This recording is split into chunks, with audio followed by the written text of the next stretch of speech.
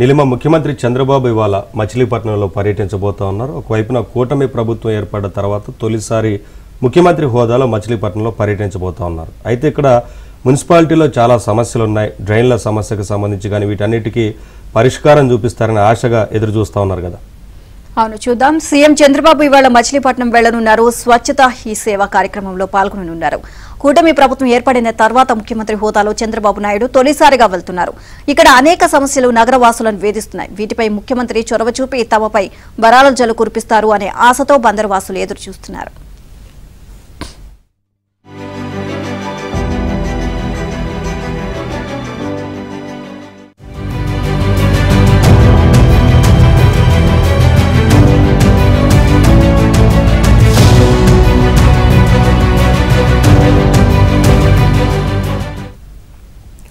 ఇటీవల municipal corporation గా ఏర్పడిన మచిలీపట్నంలో కొద్దిపాటి వర్షం కురిస్తే ప్రధాన రహదారులు కాలువలను తలపిస్తున్నాయి.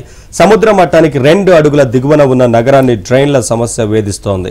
డ్రైన్లను కొంతమేర నిర్మాణం చేసినా వాటిని చివరి ప్రాంతాలలో ప్రధాన డ్రైన్లకు అనుసంధానం చేయకపోవడంతో ఈ సమస్యకు పరిష్కారం లభించడం లేదు.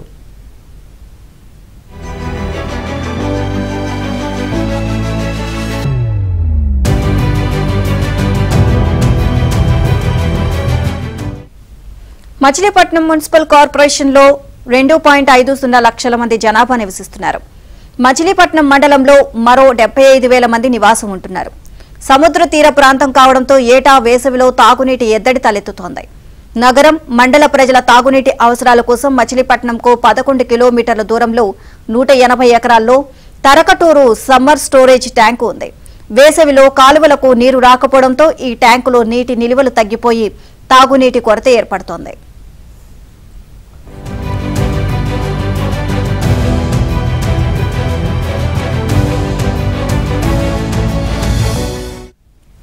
అప్డేట్స్ మా కరెస్పాండెంట్ ప్రసాద్ నాయుడు తెలుసుకుందాం. ప్రసాద్, ముఖ్యమంత్రి చంద్రబాబు పర్యటన ఉన్న నేపథ్యంలో అందరూ ఆశగా ఎదురు చూస్తూ ఉన్నారు కదా, మున్సిపాలిటీలో ఈ సమస్యలకు సంబంధించి పరిష్కారం లభిస్తుందని.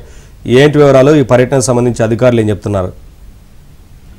నవీన్, ఈ రోజు కృష్ణా జిల్లా మచిలీపట్నంలో ముఖ్యమంత్రిగా ప్రమాణ స్వీకారం చేసిన తొలిసారిగా చంద్రబాబు నాయుడు అడుగు పెడుతున్నారు. ప్రధానంగా స్వచ్ఛతా కార్యక్రమంలో పాల్గొనేందుకు ఆయన ఇక్కడ కార్యక్రమాన్ని ఏర్పాటు చేస్తున్నారు. ఈ రోజు ఉదయం 10 గంటలకు తన నివాసం నుంచి హెలిప్యాడ్ లో బయలుదేరిన ఆయన 10:20కి మచిలీపట్నంలో చేరుకుంటారు. ఆ తర్వాత అక్కడ కొంతమంది ప్రముఖులతో సమావేశం ఏర్పాటు చేసుకున్న తర్వాత ఆంధ్ర జాతీయ కళాశాల రోడ్ల పారిశుద్ధ పనుల్లో ఆయన స్వయంగా పాల్గొనడంతో పాటు కోనేరు సెంటర్ లో సుందరీకరణ పనులు కూడా ప్రారంభిస్తారు. ఆ తర్వాత ఈ టీటీడీ కళ్యాణ మండపంలో ఏర్పాటు చేసిన స్వచ్ఛతా సేవా అవార్డు కార్యక్రమంలో పాల్గొంటారు. ఈ రోజు మహాత్మా గాంధీ జయంతి వరకు కావడంతో ఆయన చిత్రపటానికి పూలమాలలు నివాళులు అర్పించిన తర్వాత ఈ కార్యక్రమం ప్రారంభమవుతుంది. అయితే ప్రధానంగా మచిలీపట్నంలో దీర్ఘకాలికంగా ఎప్పటి నుంచి కూడా ఎన్నో సమస్యలు ఉన్నాయి. చిన్న వర్షం పడినా కూడా ప్రధాన రహదారి మొత్తం కూడా దాదాపు మోకాలు పైలోకి నిలిచిపోవడం, బస్టాండ్ అయితే మునిగిపోయే పరిస్థితి.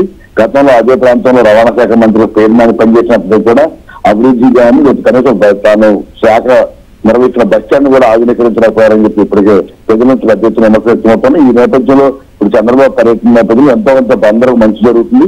మచిలీపట్నం ప్రజలు కూడా దీర్ఘకాలికంగా ఉన్న సమస్యలను పరిశీలిస్తారని కూడా భావిస్తా ఉన్నారు. ఈ నేపథ్యంలో ముఖ్యమంత్రి పర్యటనపై సర్వత్రా కూడా చర్చనీయాంశంగా మారింది. ప్రధానంగా ఒకవైపు ఏమో మచిలీపట్నం ప్రధాన రహదారుల ఆధునీకరణ, అలాగే బస్టాండ్ అభివృద్ధితో పాటు ఎప్పటి నుంచో ప్రధాన రాజకీయ అంశంగా మారిన చాలా సమస్యలు కూడా ఇక్కడ స్వాగతం పలుకుతున్నాయి. ఈ నేపథ్యంలో వాటిపై ముఖ్యమంత్రి ఏ విధంగా హామీ ఇస్తారు, అదేవిధంగా ఏ విధంగా వరాలు కురిపిస్తారన్న అంశాలపై కూడా ఎదురు చూస్తూ ఉన్నారు. ఎందుకంటే ఇప్పుడు బందర్ పోర్టుకు సంబంధించి గతంలో చూస్తాం, వైఎస్పీ చంద్రబాబు నాయుడు మొన్న జగన్మోహన్ రెడ్డి వంటి వారు కూడా వీటికి సంబంధించి చాలా సార్లు ప్రకటించినప్పుడు కూడా పూర్తిస్థాయి పనులు అయితే ప్రారంభం కాదు. ఈ నేపథ్యంలో మొన్న ముఖ్యమంత్రి ఎన్నికల సమయంలో కూడా బందర్ పోర్టు తామే తమ హామీలు పూర్తి చేస్తామని హామీ ఇచ్చారు. దానిపై స్వచ్ఛత ప్రయత్నం చేసే అవకాశం ఉంది.